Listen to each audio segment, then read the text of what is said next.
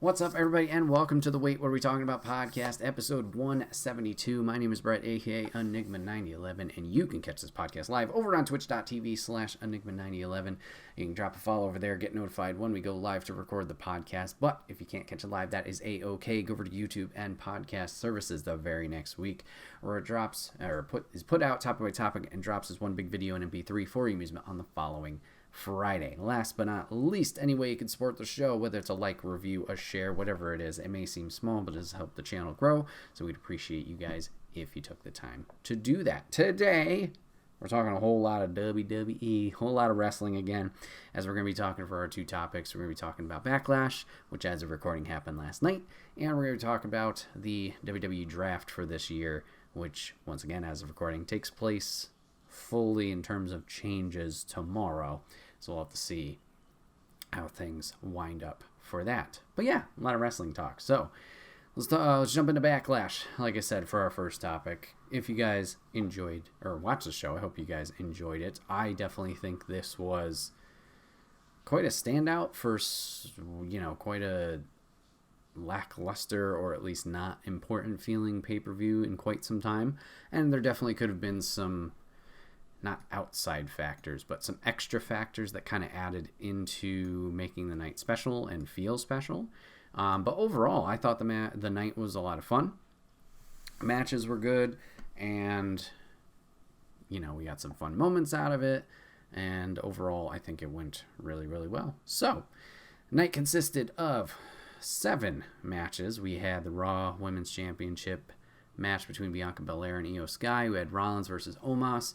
We had the U.S. Championship match with Theory defending against Lashley and Bronson Reed. We had the SmackDown Women's Championship, Rhea Ripley versus Zelina Vega. We had Bad Bunny and Damian Priest going at it in the San Juan Street Fight. We had the Bloodline going against Zayn Owens and Matt Riddle. And then Cody Rhodes going against Brock Lesnar. So, yeah, overall it was a fun night. And I guess, what's the term? I don't know what I'm trying to think of. Let's get something out of the way. I don't know. Puerto Rico.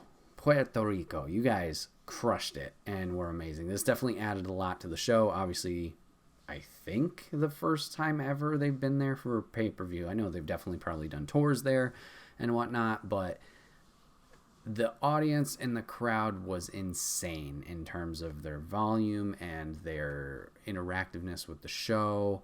And it definitely added a lot to, the whole night in terms of feeling. Like, it felt like a Mania or even crazier. And, the only thing I can think of in terms of, like, comparison, maybe a more accurate comparison, would be like something like Clash of the Castle. But I think this even surpasses that, where it's a foreign market, WWE doesn't go there all the time, and if they do, once again, it's a tour. It's a quick, week thing. It's either just a bunch of house shows, or if they do a live show, it's one, and it usually happens once in a blue moon every year, if every year. But seeing the Puerto Rico crowd for the event last night was insane. These guys were incredibly loud, especially with SmackDown being in the same building, it seemed like, the night before. These guys brought it again.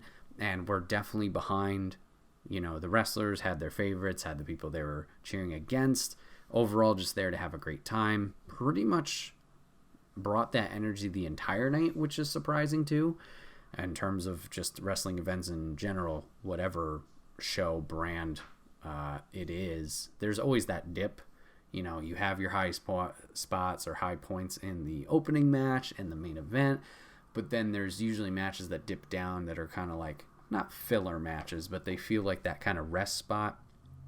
And for all 7 matches here, the crowd was involved heavily, I would say.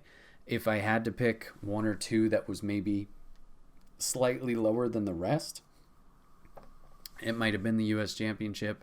And probably the U.S. Championship match was probably the lowest of the night.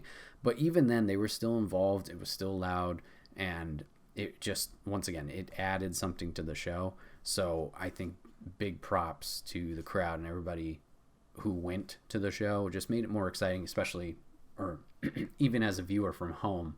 just like it felt more energetic, it felt more engaging to watch, and just added a whole layer to it. So hopefully, WWE keeps note of this, whether it is obviously going back to Puerto Rico or just in general, like other markets. Like I know they've been trying starting last year to do it a little bit more. Once again, as we talked with Clash of the Castle, I know they're going back to the UK for Money in the Bank. Hopefully this opens their eyes to like, hey, maybe we should do more special or televised events at different venues. Not that doing them here obviously is bad, because obviously it's more cost effective in terms of travel and moving everything from a production standpoint. But obviously the people, wherever they are definitely yearning for content or want that content near them, and they will show up and they will show out, as we are seeing with AEW in Wembley Stadium for, was it All In? Like tickets are going crazy for that. So like with these bigger companies venturing out, not taking advantage, that sounds bad, but going to these markets where these shows aren't as readily available or to the audiences, and kind of rewarding them, I guess, for their, not loyalty, but giving back to them. I don't know if that sounds right either, but showing up for them, they'll get that energy in return. I'm sure financially they are making quite a good business transaction as well, but keep that in mind and maybe make some more of these events, because as we saw, it was special for the crowd and special for some of the talent, obviously, who were going, as they had roots there. So I think it was a good move overall to have the event there, and glad to see it was so successful in terms of turnout and energy-wise and everything like that. So let's break down the matches. So we opened up with the Raw Women's Championship, Bianca defending her title against Io Sky and ultimately defeating Io. The ladies crushed it. I'm a little surprised in terms of layout why this was first. Not that the two can't show up or show out, obviously, because they crushed it tonight. Just a little bit confused in terms of where matches were placed, and we'll talk about that more later. But the two put on a great match. Io definitely showed out in terms of like Io that we've seen in the past with the Black and Gold brand, and may have seen glimpses of since she's been on the main roster, but good to see her all-out performance for this one. Came very close to winning the title, and the crowd was very behind her. I think they enjoy Bianca, but unfortunately they were cheering for Io way more, and sometimes even booing for Bianca, which was a little odd. But they were ready for a change. It seemed like Io had it in the bag until, unfortunately, Damage Control did come in and try and help a little too much. Dakota did land a good kick on Bianca that seemed to lead to the win. Bayley tried to help out a little extra by holding Bianca's hair down outside of the ring, but the ref did see it, caused a little bit of distraction, a timing mishap. Io did the moonsault onto her, missed, and then Bianca was able to hit the kiss of death and retain her title. So we'll have to see. I mean, it's been something we've talked about, and I'm sure a lot of wrestling media has talked about, is like Damage Control, when are they going to break up? And it's on the cusp of it.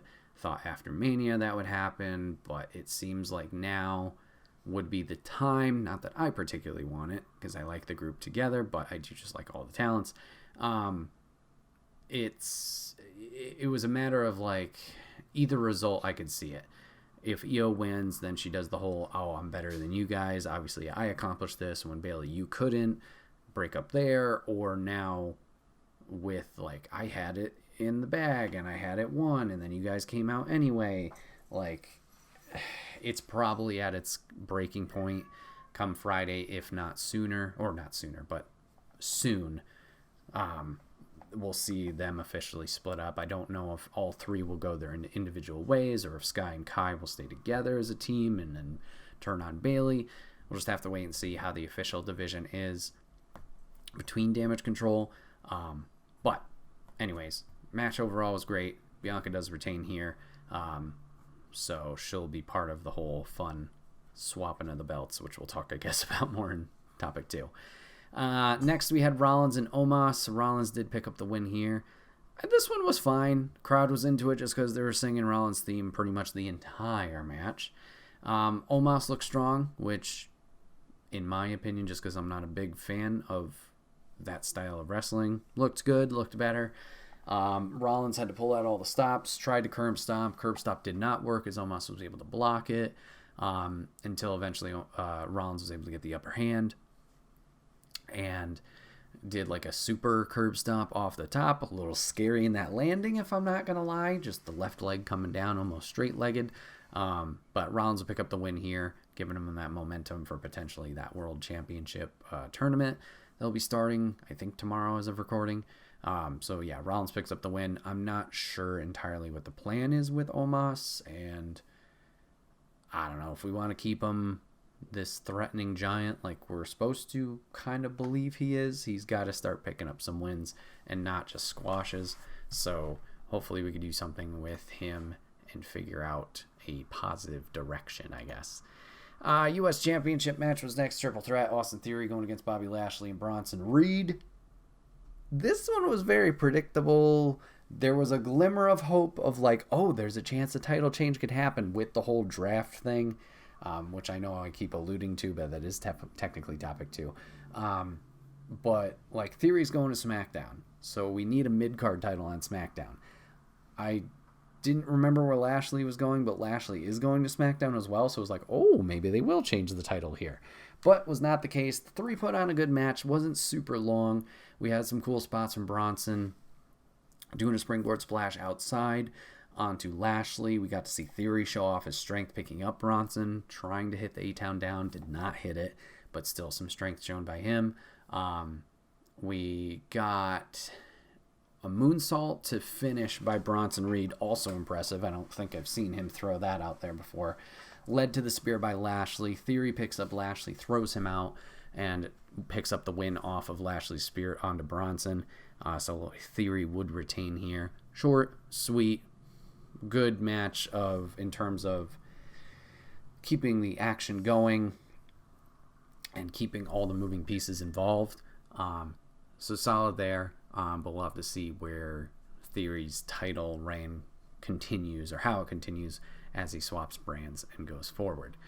Next, we had the SmackDown Women's Championship.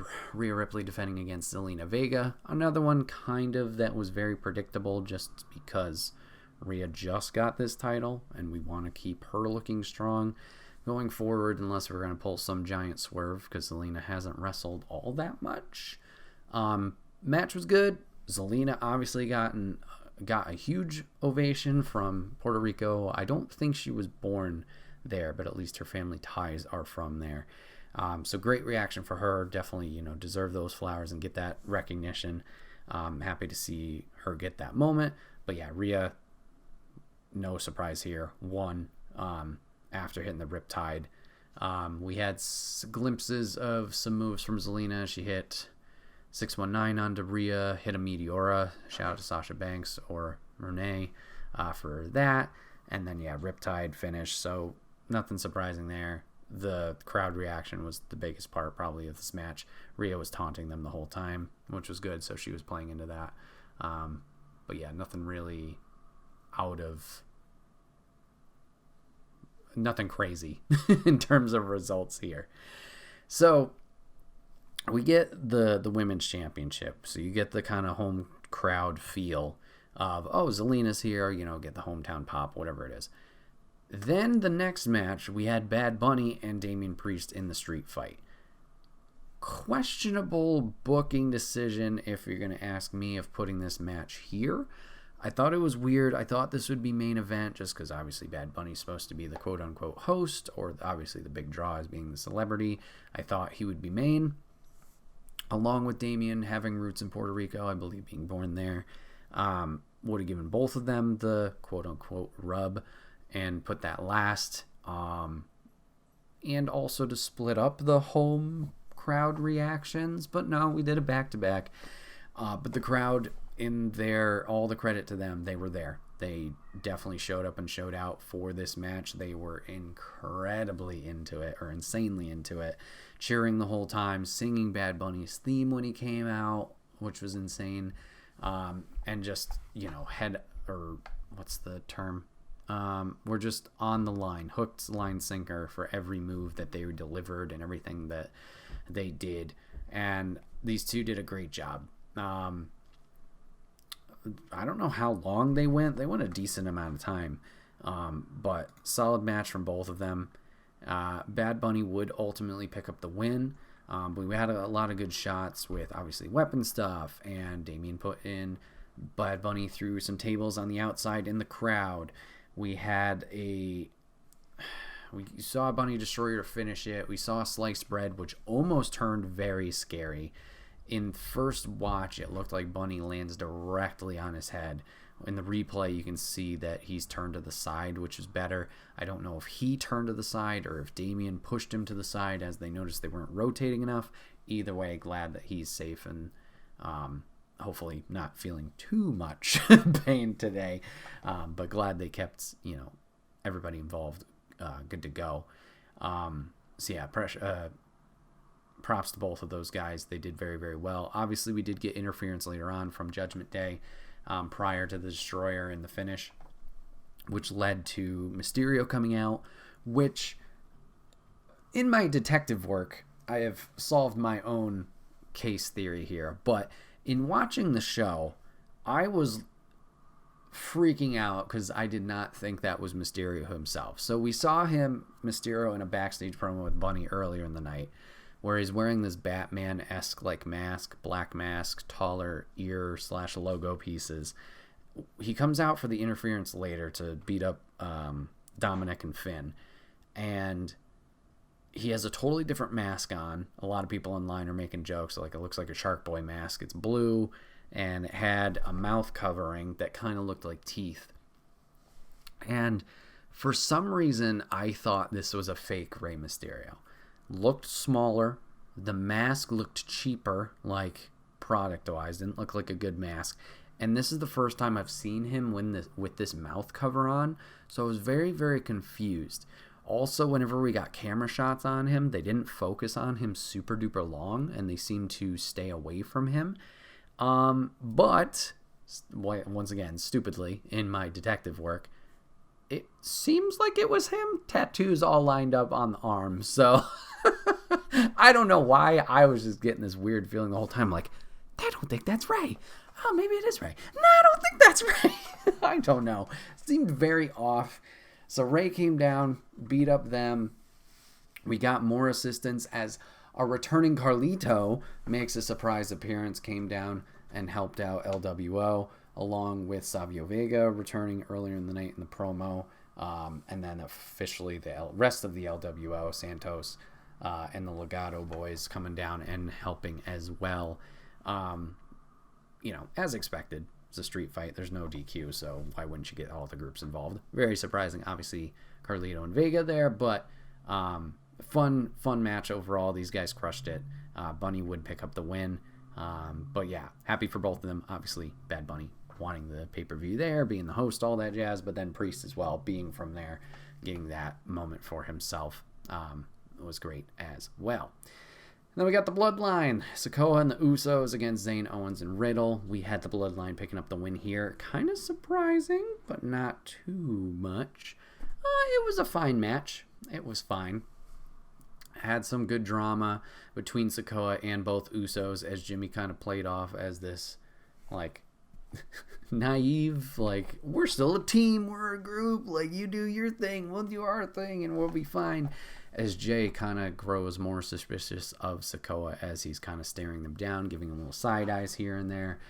The biggest takeaway from this match was Sikoa giving those glances to the Usos. He's been given some task from Roman to kind of pull out or, do this thing, and it seems like he needs to take care of the Usos, take care of his brothers, and it might be through physical means. So we see a little tension between them during the match. At one point, Solo does come in, spikes Kevin, gets grabbed by Jay on the shoulder to turn him around. Solo freaks out, grabs him by the throat and threatens the spike, and doesn't let go for a while, and is contemplating spiking him. Eventually doesn't, as Riddle will come in with a knee, I think. Leads to a whole exchange of big moves from all 6 men. Jay's technically legal. Gets bounced against the ropes, I believe, for something from Riddle. I'm sorry, I don't remember exactly. Solo blind tags in. Riddle hits his move. Solo comes in, spikes Riddle, gets the pin for the win, and the Bloodline will pick it up. More cracks in the Bloodline. I don't know. A lot of the usual talk and discussion in terms of like, oh, the Bloodline's going to break up. Oh my God, it's going to happen.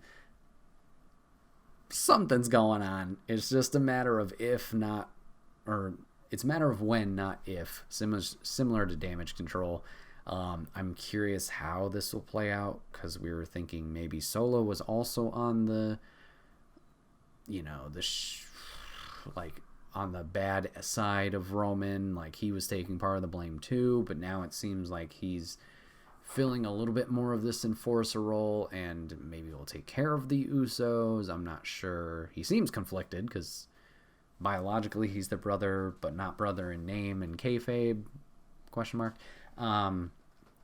So we'll have to see if he's conflicted enough to do it or not do it, and if that will cause something, or if maybe they'll keep Solo on Roman's side so then they can do Usos versus Solo and Roman.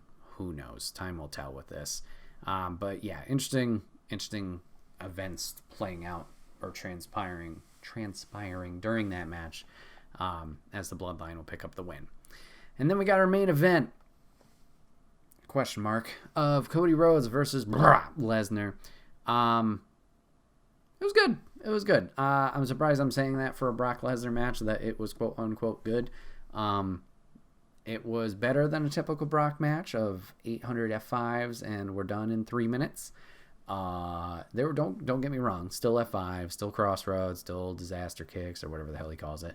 Still a lot of suplexes. But overall better storytelling in their match. Cody jumps Brock at the beginning before the bell even rings, hits him with stairs, hits him with chairs, hits him a little bit with a table. Then they finally get in, do a little bit of the match, back and forth, totally fine. Corner turnbuckle gets exposed during an exchange. Brock picks up on this, puts Cody in said corner, goes to charge him. Cody gets out of the way, headbutts that ring post, surprisingly pretty hard, gets a nasty gash right on the center of his forehead, so he's busted open, heavily busted open. No gloves by the referee, odd choice, and no stitches or stoppage like our Finn match, so I think that was planned, or they were fine with it because Puerto Rico, ? I don't know, rules. So yeah, Brock gets open pretty big. The two continue their exchange. We get a double crossroads. Brock kicks out of that. Cody tries to keep fighting him, gets picked up in F5, kicks out of that. Brock goes for the Kimura lock. Oh my God, Cody's going to tap. And then Cody pops his hips, puts all of his body weight on Brock and his shoulders, 1, 2, 3 pin, and Cody picks up the win here. Little bit of a lackluster finish, not gonna lie. I mean, I appreciate from a Cody standpoint, like, oh, I'm smart enough to realize I can put the pressure here and, get the pin win for myself. But in terms of a person who's doing the submission, it just makes you look dumb. I get it every once in a while. It happens. Like we saw it a few months ago with Lashley. I think even with Brock.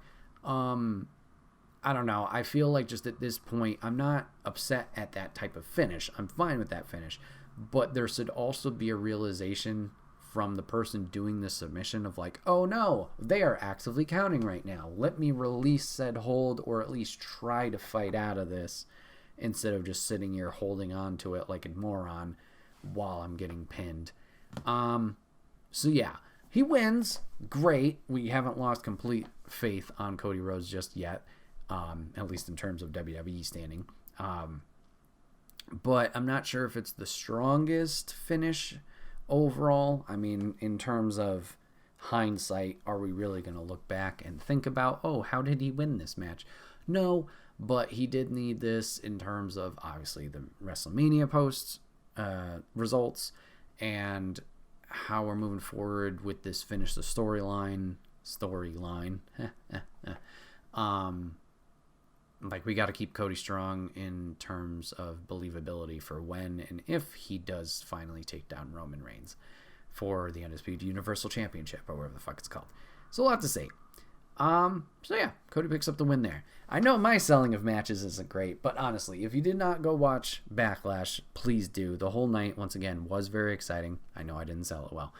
Night was very exciting. Crowd was intense and on fire the whole time. All the matches seemed very interesting due to their interactions, and as the match quality itself, it just, overall, the night felt very, very good and exciting and fun to watch, which is the most important thing. Didn't feel like there was dips or downs. If there was, like I said, it was the U.S. title match, just a little bit, not too much at all. But good show overall, good quality, and everybody got time, which was the big thing here too. Everybody got time to do what they wanted to. Nothing was super short. Nothing felt like a cheap ripoff or anything like that. While there were no title changes, everything was compelling. Yeah, it was good stuff overall. If for nothing else, go watch because of the crowd and for that insane drone shot they got that they pulled from SmackDown and the other drone shots that were there, because it looked very cool. Very, very cool. But Backlash, surprising pay-per-view in terms of just like, it's not one of the big four. Very exciting. Had a good time with it. And I hope you guys did as well. Moving on to topic 2, let's talk about the draft. Let's talk about what's happening, what's shaking up in terms of 23.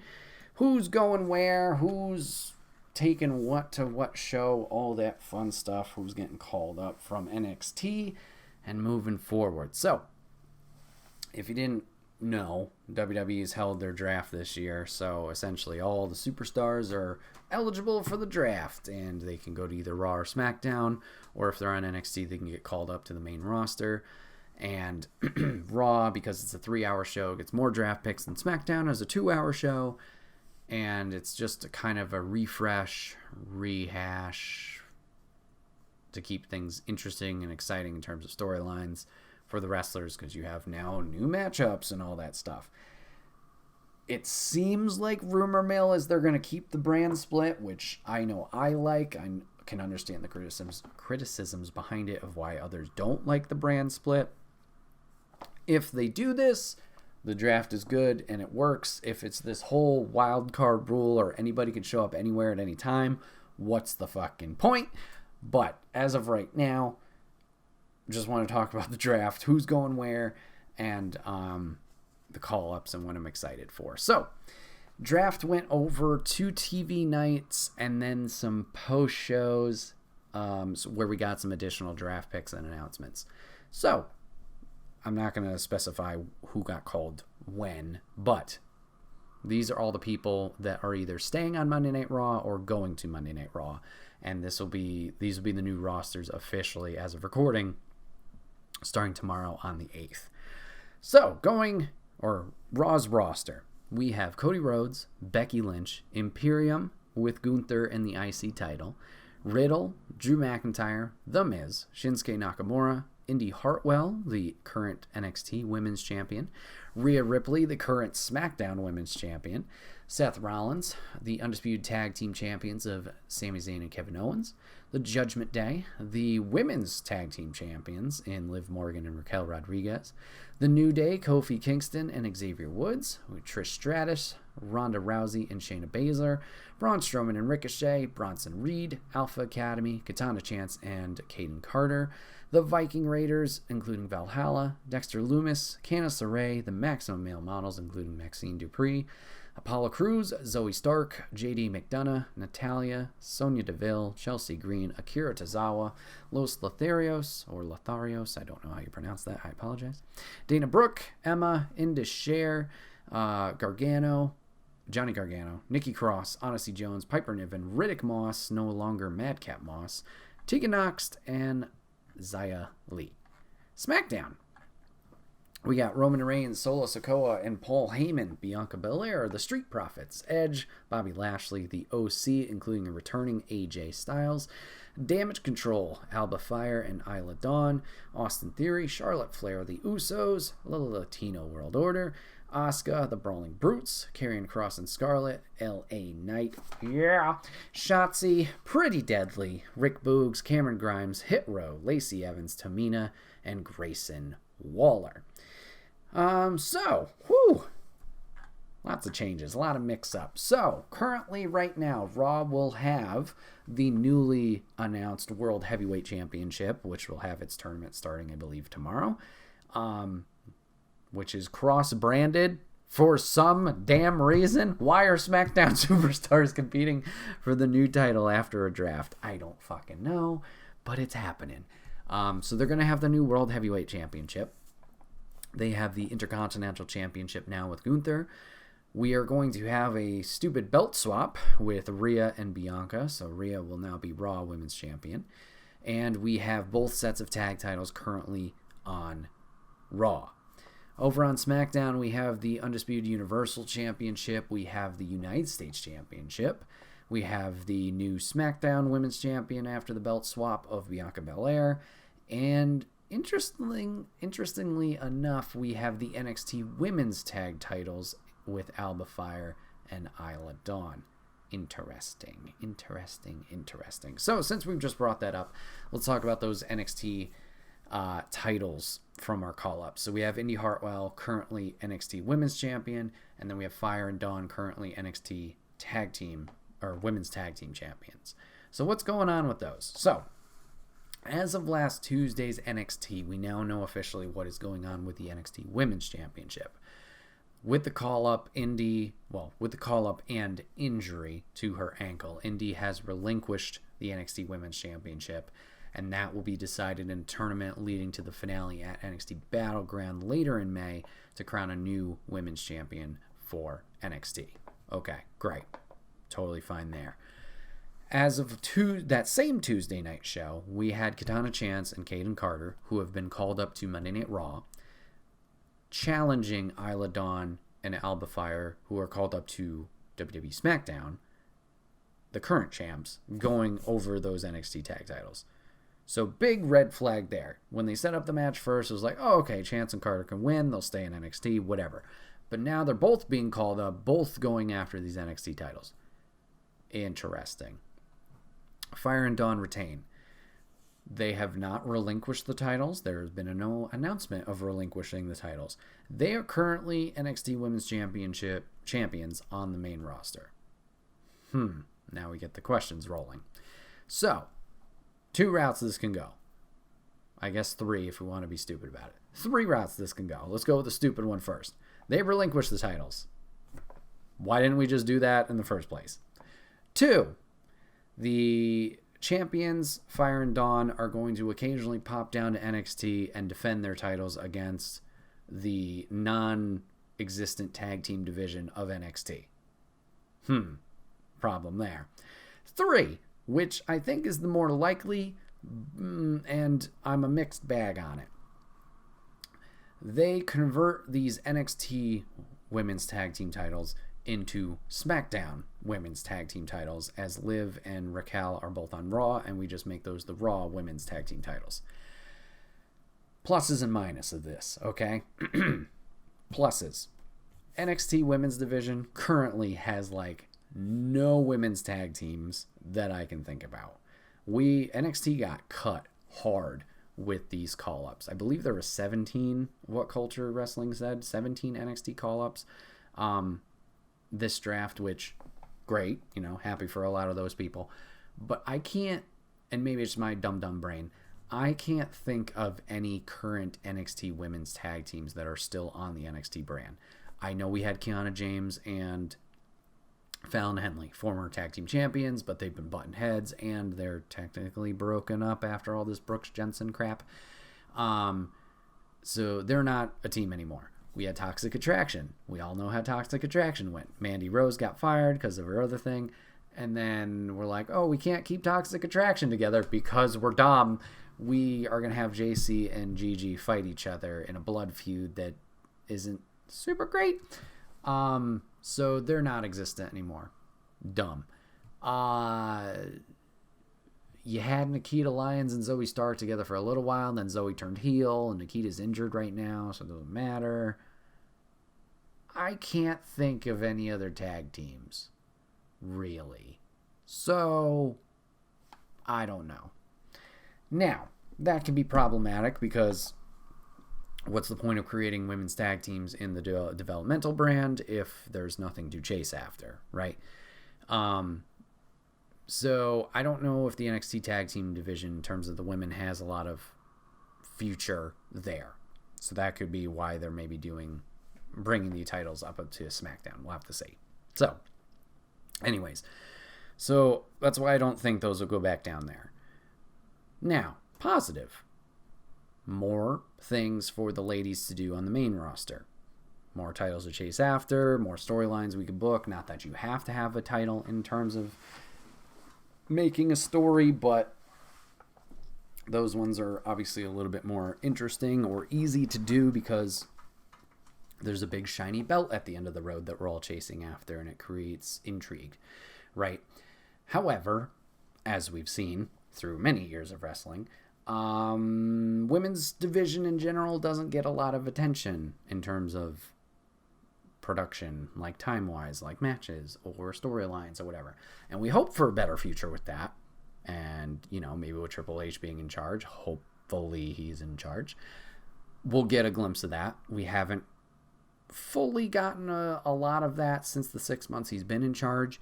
That could be, as we talked about in previous podcasts, him wrapping up storylines that were already in motion from the Vince stuff or whatever. That could just be me tossing out blind faith, who knows. But there's hope here. I will say Raw's roster after this draft has a lot of women's tag teams on it, so that does make it exciting in terms of just the main roster women's tag team titles.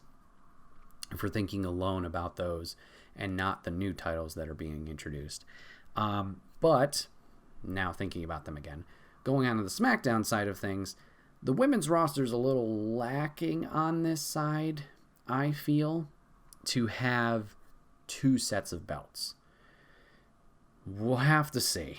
It's going to be interesting. I don't know if they're going to do what they do with the men's titles and unify the belts. Definitely a high chance of that. And then have those superstars, whoever have those tag titles, similar to the men's, will be kind of cross-promotional. I'd be fine with that.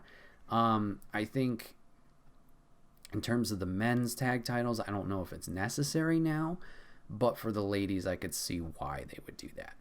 It's one of those situations where time will tell what they're going to do, but this just leaves us in an interesting predicament, especially with Fire and Dawn, of like what does happen to the NXT women's tag titles specifically. Like I said, in terms of breaking it down, I think it leans towards them either being merged or being main roster titles, just based on where NXT is at currently in terms of talent. But we'll have to see. So where do I want to go from here? So let's talk about the call-ups. So a lot of call-ups from NXT that I'm excited to see, and excited to see them get their opportunity and their chance. Obviously, Indy Hartwell, we got all of the way except for Theory on Raw, so excited for her. Unfortunately, that ankle injury is rough timing, just from a simple landing or catch. But hopefully she recovers fast, and if she does, then her and Candice can go back to being a tag team, and that would add another tag team to that division, and we could push them. So Indy gets called up. Who else we got here on the call-ups? We got Katana Chance and Kaden Carter, another great tag team for the women's division. We have Apollo Crews returning to the main roster. Zoe Stark, great talent. Excited to see what she can do and add to the women's division. JD McDonough, another good one. Indus Sher is an interesting one. So Indus Sher is Jinder Mahal, Veer, and Sangha. I'm not against them. I'm trepidatious, timid maybe, of the call-up because they haven't done much in NXT, and I'm not sure where they fit into the whole thing. Like, the tag team division obviously needs a little bit of influx of talent. Not influx of talent. Needs an increase in talent. I get that. But as far as I know, when Veer came to Raw for 3 months before he finally showed up, and then we did nothing with him, he went back down to NXT. We rebuilt into Cher, because this was a tag team prior, like years ago. They also didn't do much there in that first run. In this second run, they fought the Creed brothers, and that was it. And that was like a few months ago. I don't think they've done anything since. Now, I don't watch NXT week to week, so I could be missing some stuff, and also Level Up, but that's a whole nother can of blank. I don't know. This is a weird one to me. I don't know why they're being called up. It could just be to put in the tag division, which, maybe granted, you give them TV time, maybe, they're fine talent-wise. I haven't seen them like, they mess up constantly or whatever. It's just like they haven't been on TV a lot, so I don't know exactly what their characters are besides big Indian dudes who, wear nice suits and just talk like they're better than everyone else. I don't know what they bring to the table. Maybe with time and investment, we could see that. I don't know. Another one that's a little surprising, but not in a bad way, is Odyssey Jones. So Big O Odyssey Jones showed up at the NXT Breakout Tournament 2 years ago. He's another one that I feel like they just haven't done a whole lot with in NXT. He's had a couple matches here and there. He's another one who seems smooth and fine in the ring. Haven't seen anything that is, at least from a viewer perspective, once again, no wrestling experience here, seemed bad or seemed like it's gone wrong. It's just one of those weird ones where he hasn't had like a storyline on NXT, really. He shows up, he fills a spot, and that's about it. So he's got a good look to him. He's got a good, unique look to him, too. Like, he's a bigger guy and has a different moveset. So, hopefully the variety will help and, will kind of add to the diversity. But, yeah, just weird in terms of, like, wasn't doing anything in terms of push on NXT's main roster. So we'll have to see how he does on Raw. How do they use him? Looking forward to it. Just odd. So those are the ones going to Raw from NXT. So we get a few there. Going over to SmackDown, we talked about Fire and Dawn. I think Alba Fire definitely deserves it. She's been crushing it, whether it was NXT UK, NXT USA, whatever. Dawn just came back. I think she was also in UK, but I could be wrong there. But they make a good team. I don't know if they officially have a tag team name.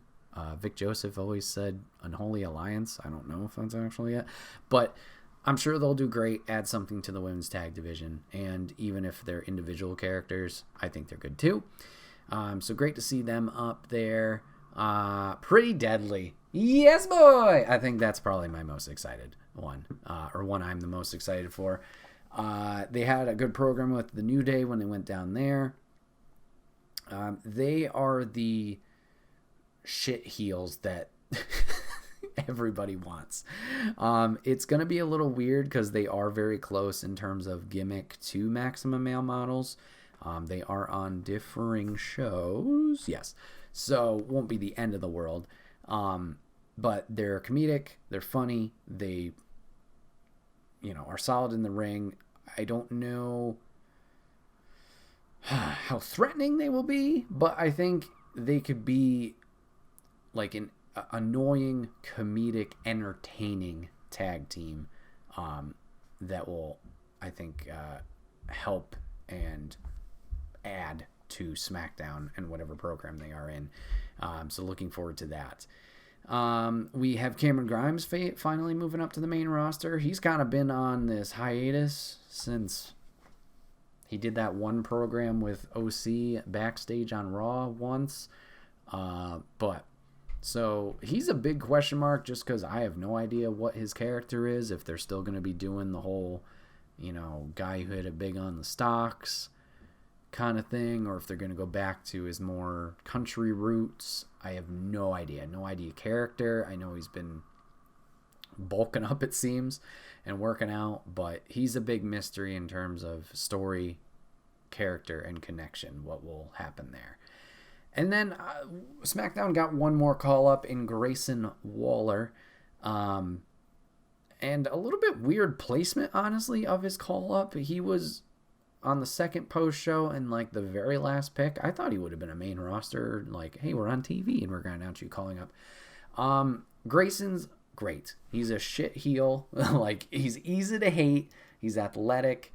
He's a great talker on the mic. I was lucky enough to see him when I went to Monday Night Raw months ago. Saw him in a main event match. He's great. He's someone who's been constantly in NXT storylines, but just never has broken through to win the NXT title or the North American title.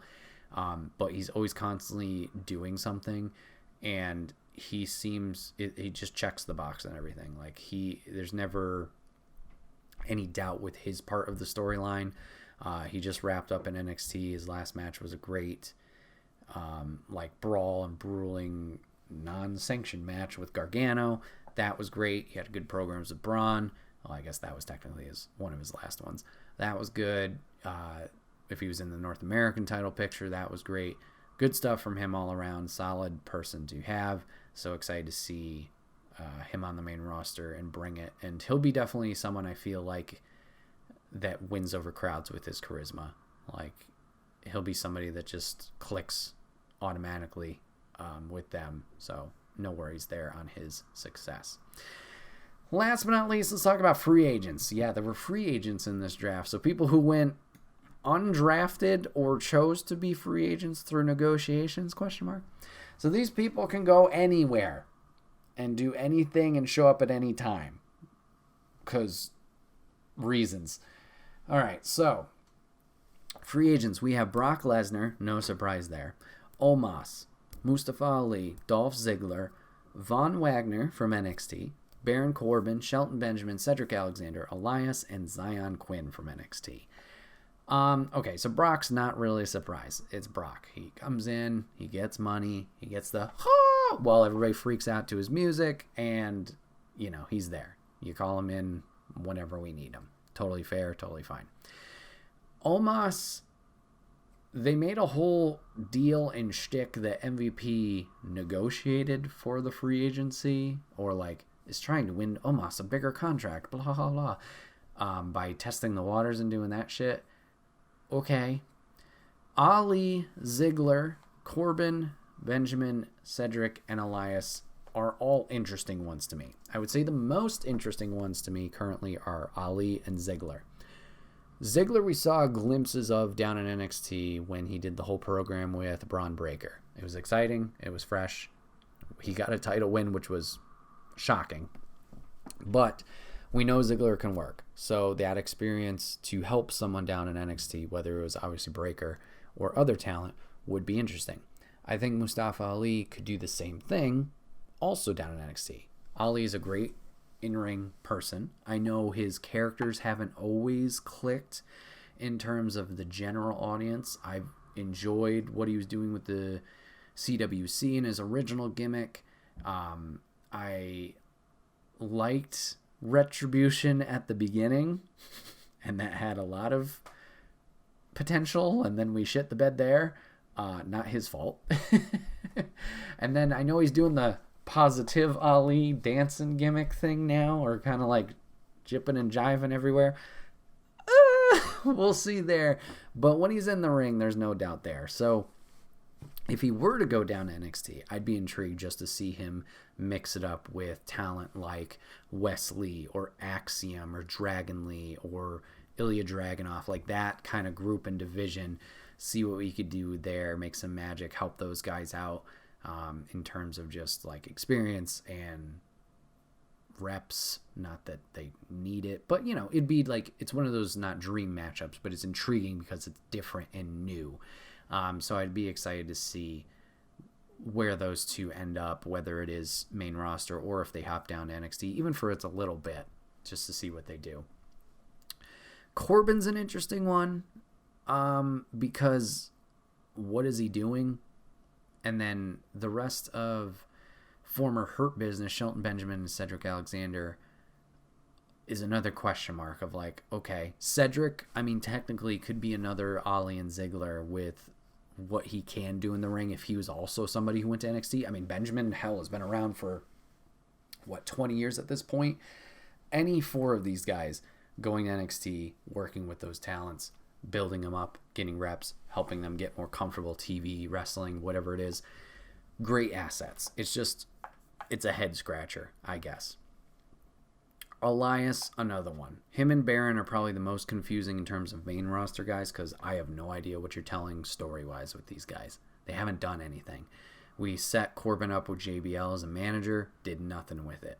Elias and Rick Boogs were going at it for a little while, and like Boogs was like shadowing him. I don't know if there was ever a conclusion in that storyline. Elias is on this weird path since his whole Ezekiel long lost brother type deal. No idea what's going on there. Then if we want to get to the even more confusing head scratcher stuff, is we have our two NXT free agents here, and Von Wagner and Zion Quinn. Now Von Wagner, I'll give him credit. He's been on NXT TV pretty consistently since debuting way back when, having his initial tag run with Kyle O'Reilly, turning on Kyle, going heel, and being managed by Robert Stone. Okay. He's been consistently on TV. Anything super special. He's a big dude, goes raw, and beats up guys. Hasn't been in any hasn't been in any main storyline since his Kyle O'Reilly stuff. Anything super compelling, no title shots, opportunities, anything like that.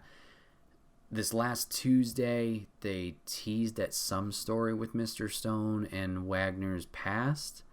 But if he's now not going to be on NXT, then why even start something there? That seems off. I have no idea what they're going to do with him. Zion Quinn is another wrestler on the same boat. Except Zion Quinn, as far as I know, hasn't done jack anything in God knows how long. Zion debuted, I believe, during the NXT 2.0 era. Oh boy, we all remember that. They tried pushing him. He's got a good look. He works fine, but like has no personality. Pushed him for a little while, tried to establish him as like one of these new faces you're going to see. And as far as I know, he's not done much since. I know he had a little program with Wes Lee when Wes first was out of MSK due to Nash Carter leaving. But I don't know if he's had anything quote-unquote main storyline since. He might have been on Level Up working on his experience. So this is just a weird one that is of like why he's included in the free agents. They must have something planned for him. I'm just curious as to why.